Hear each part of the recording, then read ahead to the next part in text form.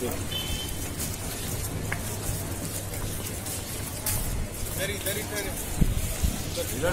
जिंदाबाद, हिंदुस्तान जिंदाबाद, Indian army जिंदाबाद, इंडियन आर्मी जिंदाबाद, इंडियन आर्मी जिंदाबाद, इंडियन आर्मी जिंदाबाद, चाइना मुर्दाबाद, चाइना मुर्दाबाद, मुर्दाबाद मुर्दाबाद, चाइना मुर्दाबाद, मुर्दाबाद मुर्दाबाद, चाइना मुर्दाबाद, मुर्दाबाद मुर्दाबाद, चाइना मुर्दाबाद, हिंदुस्तान जिंदाबाद, हिंदुस्तान जिंदाबाद, हिंदुस्तानी फौज जिंदाबाद, हिंदुस्तानी फौज जिंदाबाद, जिंदाबाद, चाइना मुर्दाबाद, मुर्दाबाद मुर्दाबाद, चाइना मुर्दाबाद, मुर्दाबाद मुर्दाबाद, चाइना मुर्दाबाद, मुर्दाबाद मुर्दाबाद, इंडियन आर्मी जिंदाबाद, इंडियन आर्मी जिंदाबाद, इंडियन आर्मी जिंदाबाद, चाइना मुर्दाबाद, चाइना मुर्दाबाद, चाइना मुर्दाबाद, चाइना मुर्दाबाद, बाइकॉट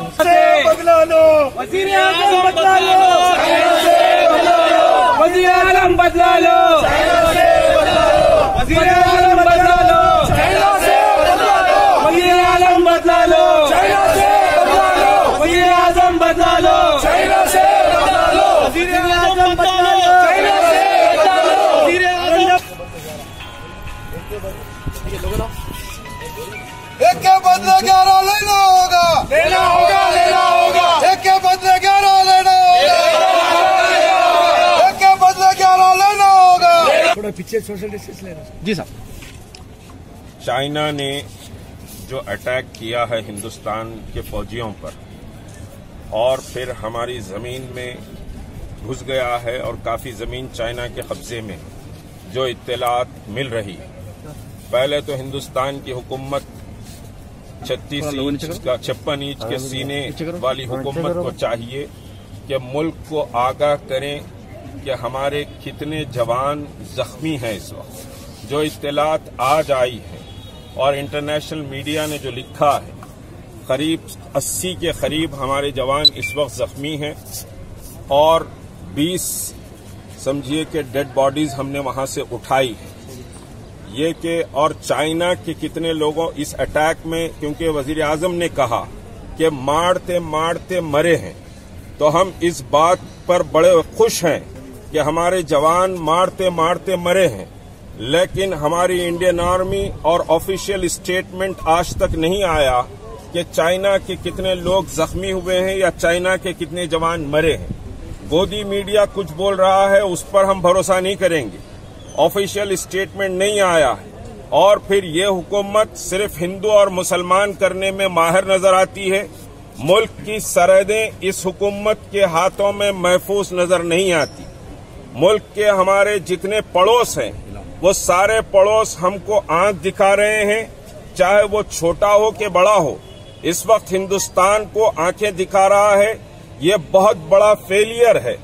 मुल्क की समझिए सॉलिडारिटी और मुल्क की जमीन की हिफाजत अगर हुकूमत नहीं कर सक रही है तो ये हुकूमत नाकाम है और ये हुकूमत सिर्फ हिंदू मुसलमान करने में कामयाब नजर आती है, मुल्क की सरहदों की हिफाजत करने में मुकम्मल नाकाम नजर आती है।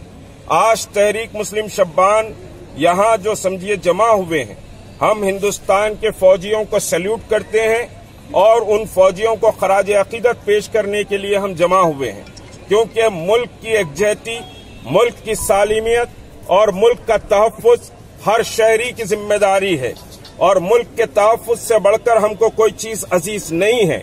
लेकिन ये हुकूमत को अपना एक एजेंडा अजीज है, मुल्क का तहफ़्फ़ुज़ उतना अजीज नहीं है। सिर्फ बातें समझिए कि हुकूमत कर रही है। आज तक 3 रोज चौथा दिन है, आज 4 दिन हो गए, लेकिन मुल्क को अपडेट नहीं दिया गया। बहुत से समझिए कई किलोमीटर तक चाइना इंटर हो चुका है हमारे इलाके में।